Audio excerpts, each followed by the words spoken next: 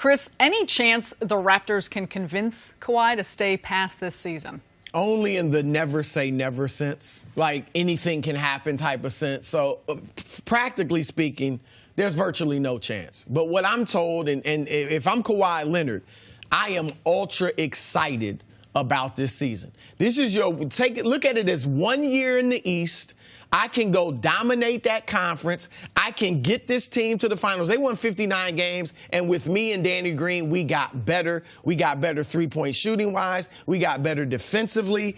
He should look at this as an opportunity to prove, in his mind, I'm the best player in the world. I can dominate the East like LeBron James did and lead my team to the finals and, see what happens from there. So I'm sure he had a good meeting with Nick Nurse, the new coach, because from what I'm told, that's the attitude that Kawhi has. But I think it'll be a one-year thing. People act like if you go to the finals, he can't leave. If he goes to the finals, leads them to the finals and plays well in that championship series, then he walks out in a blaze of glory.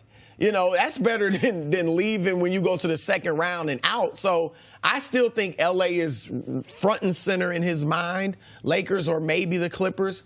So I think it's a one-year rental, but they'll be really good this year. I would guess it's a one-year rental, but I can't find an NBA player that isn't blown away by going to Toronto, right? They're all like, man, you ever been to Toronto? But how many want to stay there? Listen, but Kawhi's also a different cat now. And while you always think L.A., I'm from Southern California. I went to two schools. They weren't in Southern California because sometimes you're like, man, I love that it's 75 and sunny every single day. But there is a difference to that lifestyle. And maybe the fact that everywhere LeBron goes, there's cameras and attention. And he's not into that. Maybe that's not his lifestyle. Maybe he does love it. Look, I think he's going to L.A. I think he'll wear a Laker uniform.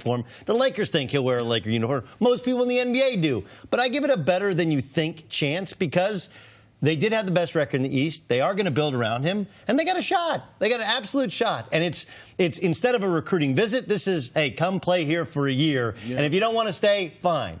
As for whether or not he had a great meeting with Nick Nurse or didn't, I have no reason to believe that Nick Nurse is lying, but I have no reason to believe that Nick Nurse is telling the truth. I think Nick Nurse is doing what's smart, which is, man, it was great. Never let anybody think it was anything other than great. But don't you think, I was surprised. Nick Nurse said he was surprised that he was asking so many questions. Where am I going to get the ball? How are you going to use me? Where are you going to put me within the offense? And Nick Nurse said, I went through all the different scenarios of how we could play, pick and roll, coming off pinned out, the whole variety of things. And Kawhi said, yeah, you're going to use all of those things. Don't you think that is a positive that Kawhi was so intent in asking exactly how he was going to fit in rather than just But just the fact that he was moving his mouth and words were coming out, I think was probably pretty surprising to Nick. It's like, wow, he actually speaks. He wasn't in the box and doing the mime thing. Kawhi's a really bright guy. He's just different. He lets other people often do his talking about what he wants to do and how he wants to do it, but no one's ever said that Kawhi Leonard's a dope, and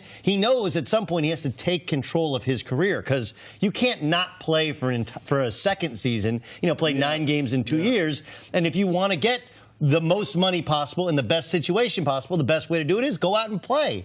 And I have no reason to believe that Nick Nurse didn't offer up some ideas on where they want to use him. He probably said, hey, I'm open to ideas as well. I think Kawhi Leonard could be the best player in the league, as you said, in the years to come as LeBron ages because he can be a small ball 5. He was a center in high school, and he's the one guy who can actually score down there and not just be a perimeter player who has to learn to score down there. So I think there's a lot of things to take from it. I think part of this, too, is he's just happy to be out of San Antonio. Yes. He's happy to be in a new, fresh situation where, look, the Spurs are the Patriots of the NBA.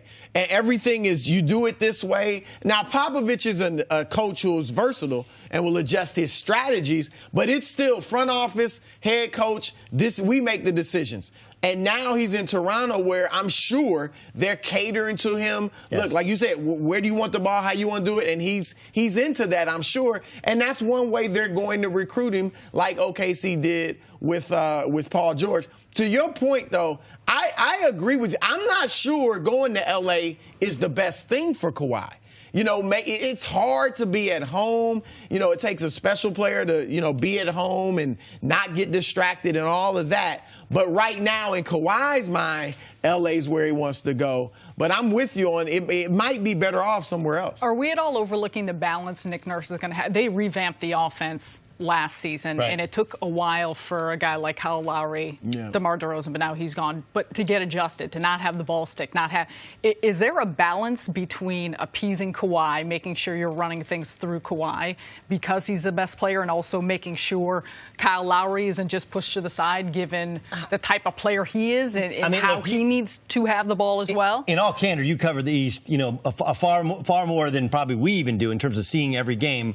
But my sense is that one of the things that makes Kawhi so great is he plays both ends. He does move the ball. And though he needs it, it's not like he wants to dominate at the top of the key like a LeBron does or like a Kevin Durant does, where the entire offense shuts down until he does what he does. So I think that this version of Toronto fits him better, frankly, than it did DeMar DeRozan. Right? Like, I think Toronto got better in this deal. No short term. Yeah. Long term, probably not. But he's a better fit for ball movement, player movement, pace and space, spreading out around that three-point line, as opposed to DeMar DeRozan, who, if you went back 15 years ago, you'd rather have DeMar DeRozan because he's the closest thing to a Kobe-like scorer we have in the NBA. Yeah. Do we keep the Clippers in mind as well still? We keep talking Lakers? Yes. The Clippers are just as convinced as the Lakers that they're getting him. Now, I would put the Lakers as a front runner, but what I've been told is he wants to go to L.A. It could be either team. He just wants to be in L.A. So I would give the Clippers a shot, and I put Jerry West as a big reason I give them a shot. But I still think the question is going to come down for Kawhi. Does he want to kind of be in LeBron's shadow? You go to the Lakers, it's going to be mostly about LeBron James. You'll be obviously a great player there. But do you want to be in his shadow, or do you want to kind of have your own team, maybe with a Jimmy Butler? That's the thing. The Clippers can bring another star free agent there, too. It's still, so it's going to be Clippers. It's in New York. Nobody says I want to go to the Nets or go to the Mets. Chris is so good because he always tees us up for our next topic. Thanks for watching. Subscribe here to get the latest from the show. Also, be sure to check out more of the best clips from First Things First, or go watch a few segments from our other shows on FS1.